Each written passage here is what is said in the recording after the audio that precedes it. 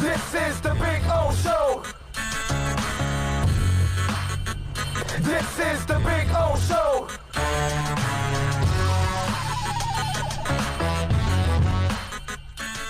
You ready? We're going to talk with the great Larry Little. Last time I saw Larry was a couple months back over at Hialeah Park for his event, which we had a great time. Larry, that was really nice. The event over at Hialeah Park. We had the place to ourselves, which was a beautiful Thank thing. you. How you doing? You doing all right? I'm doing fine. Yeah. So, Larry, how did you handle it yesterday? Because it's one of those moments you can never be ready for. That's true. Seeing him in January, celebrating his birthday with him 2 or 3 times that month, and him being the great spirit that he was in, and now a few months later he's no longer with us. So it was a shock. Although I knew, he was 90 years old, but still, there's some people you think might be around forever, and he was one of them. But it just didn't happen. Yeah, no, I would imagine that when you're with somebody just a couple months ago, and then now where you're at this point, it's a night and day thing that's got to get you, kind of put you beside yourself. You're like, well, wait a minute. Couldn't it be been around a little bit more? I was talking about this myself, Larry, that I really love what Chris Greer and Brian Flores are doing, that I actually think they're going to start bringing back the Dolphins to respectability. And I wish Shula would have hung on to see it come back. Everything that he built, we kind of tore it down. I think these men are actually going to bring it back, and I was hoping he could hang on a little bit more to see this. You're absolutely right. I think they are going to bring it back because, I've spoken to both of them, and I like the direction they're going in. Brian did not go for the okie doke last year about tank for tour. The man tried to win, and he proved that he can win. And hopefully, if it's not this year, by next year we'll be up there with the better teams in the league. I'm with you there. The great Larry Little joining us here, of course, the Hall of Famer. Larry, when you think of Shula, what was when you heard he passed away? What was your first memory that crossed your mind? Well, when Matt Moore called me, and I was just getting in my truck, and when he told me, he said, "Yeah, man, Coach died this morning," I just sat there for like 10 minutes reflecting back to the time that we had together, playing for him for 11 years and becoming more of a friend later on in life, just a player that played for him. And, one thing about it lately, a lot of times when he see you, well, the guy on our undisputed team, he just would give you the finger. And last time I saw him, I gave him the finger, and he laughed, and he both laughed at it. And, when you think about the good things, you try not to think about the bad. You want to think about the good and the great times that we had together. And we did have some great times together. Yeah, I actually opened up the show talking about that for us fans. We got, he gave us, and along with obviously all the players, gave us a lot of great memories, during those decades of running, the football team. But for you personally, because you had your highs and lows. I mean, you had butted with Shula, a lot. And so for you, what was that watershed moment that kind of smoothed everything out between both of you? Oh, you're breaking up for me a little bit. I didn't quite get everything. I'm sorry, Larry, that, you had your highs and lows with Shula. You butted heads with Shula at times. Do you remember? Oh, we did. Yeah. Do you remember when was that point that you guys reached that pinnacle where you kind of got over all the bumpy roads and everything went smooth? Do you remember that moment? Well, after I retired, we, in fact, I had a lot of options to who to me when I went into the Hall of Fame. I had even told Monty Clark, who was the offensive line coach, that I would get him to introduce me. And then I thought about it. I thought Monty was a great offensive line coach.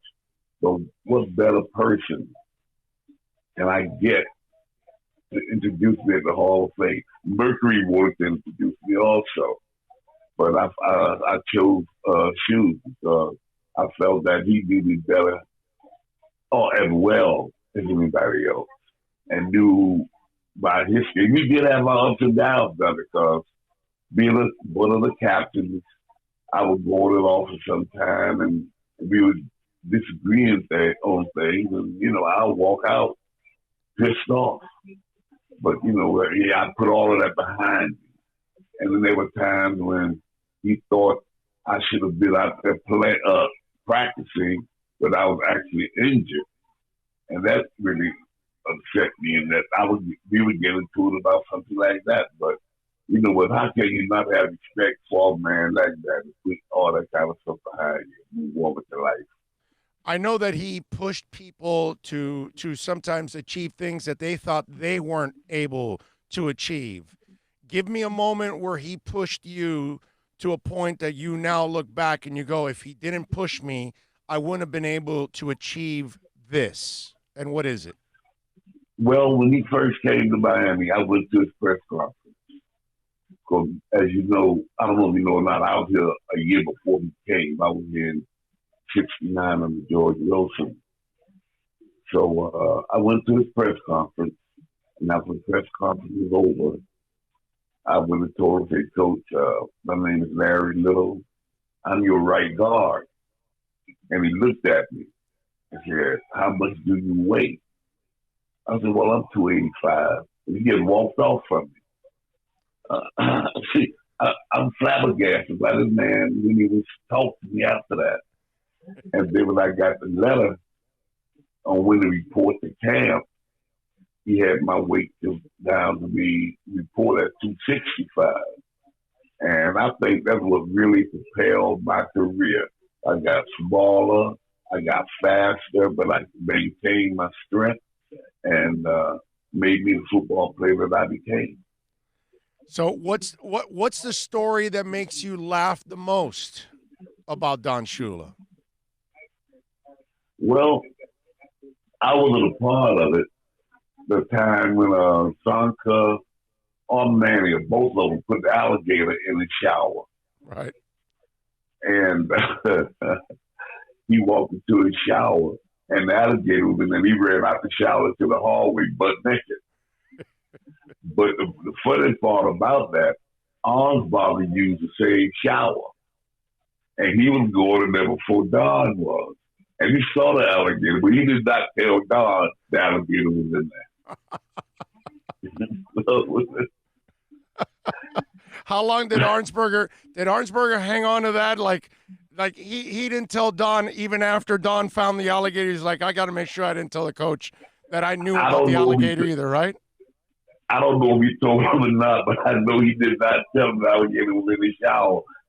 And the shoes ran out in the hallway butt naked.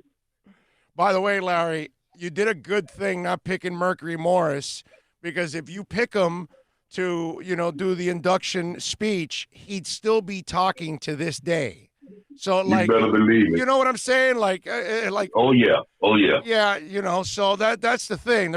There isn't enough time to get a Mercury Morris in there. So that was actually a nice job by you. That was nice scouting on your part, going, no. I'm going to kill the people here by putting Mercury out there. His introduction would have been longer than my speech. Yes, yes, no doubt about it. When you think of Don and you think of what he built, I mean, are there comparisons? I mean, we see what Belichick's now done with the Patriots and certain other teams in the past. Riley now with the Miami Heat. Now in hindsight, you look at how difficult it's been for the Dolphins the last 20 years to live up to anything that Shula built. How much more special do you feel being a part of that now? Well, when you think of shoes, he was a man of integrity, honesty, and all class. We all have our faults, but he was all class all the time, and and honesty was one of the. I never forget. We were getting ready to play the Oakland Raiders, and in Oakland, and someone left the game plan in the locker room, and Zonka found it, and Zonka attempted to give it the shoes, and he told him to throw it away. We don't deal that way. We go out there on our own. We don't want to cheat. He never wanted to cheat, and he wanted to do things the right way. Yeah, no, I mean, there's no doubt Belichick would have done the same thing, right? I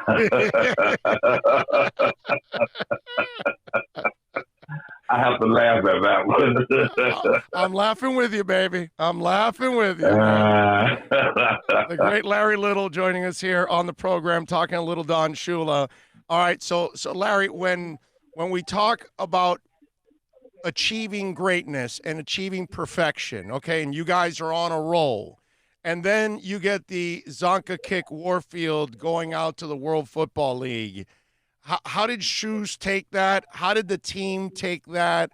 Walk us through that experience, because obviously it was a devastating moment for all of you and for the fan base, of course, because, that Dolphin team was special and things could have kept rolling. Well, it hurt, but Zonka called me. I think he called all the offensive linemen and let me know what was going on, and he was leaving to go to the World League. And the first thing came out of my mouth was, take me with you for that kind of money. But that did help me get Joe Robbie to renegotiate my contract. Okay. Pick me from making like $35,000 to $40,000 to over $100,000 a year, being the first offensive lineman. To get $100,000, to make $100,000 a year.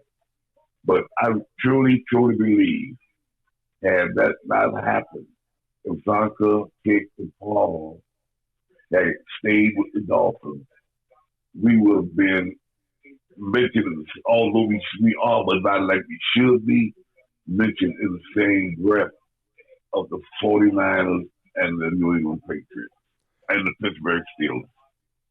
And when do you guys bust their balls at all for leaving?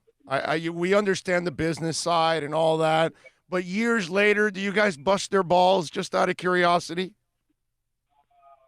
I'm sorry, tell it again. Do you bust their balls for leaving? Do you bust Zonka's balls and Warfield and all? Years later, now that in hindsight is 2020 and you know everything now, do you guys joke with them or bust their balls by, why did you guys leave, man? We would have had something going. And I would imagine there's some regrets on their end, too, because what they tried to do did not work out. And if they would have stayed, things would have been really historic. That's true, but, hindsight sometimes is 2020. Right. And Zonk did come back eventually. But Paul and Jim went their own separate ways. But Zonka came back, and but then they realized, he realized too, he did not have the success when he went and came back, before he came back to the Dolphins, that he had when he was with us. Because when Zonka came back with the New York Giants, I don't know if he gained 400 yards on the ground the year he was with the Giants. Right. And the year he came back with us, with the offensive line that we had, he gained over 800 yards that year. So he knew where his success would have been had he had stayed with us. Larry, and before I let you go, and we're talking with the great Larry Little, of course. Larry, how did Shula, and I know the story about when you lost the Super Bowl, and Shula said, all right, we got to come back next year focused on trying to win every game.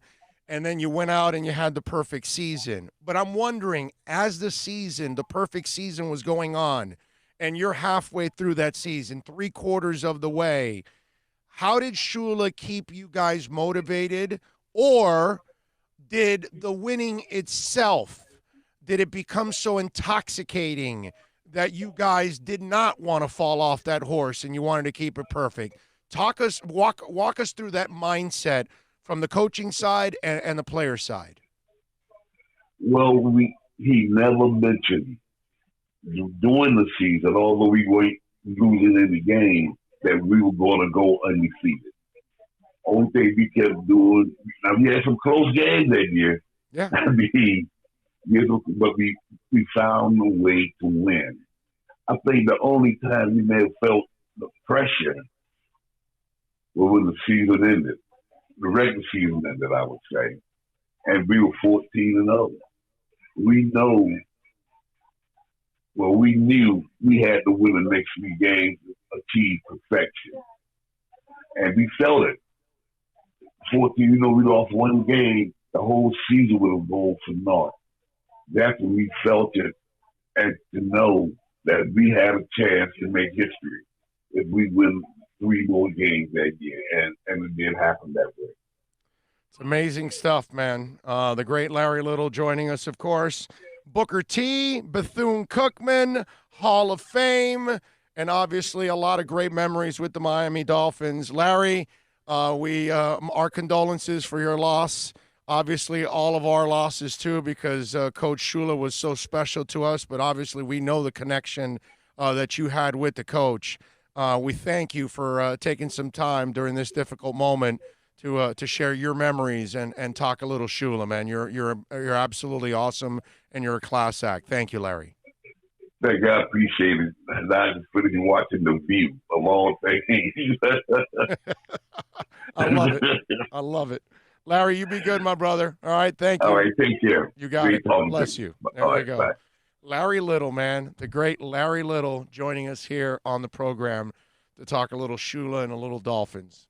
It's good stuff, man. Good stuff. It's nice to have Larry Little on. A little extra caveat that Arnsparger had seen the alligator before. Yeah, and he doesn't tell him anything about it. I mean, that story. This surprise was not intended for me. Let's leave it for Coach Shula. Yeah, that's one of those stories that just carries on and on and on as the years go on.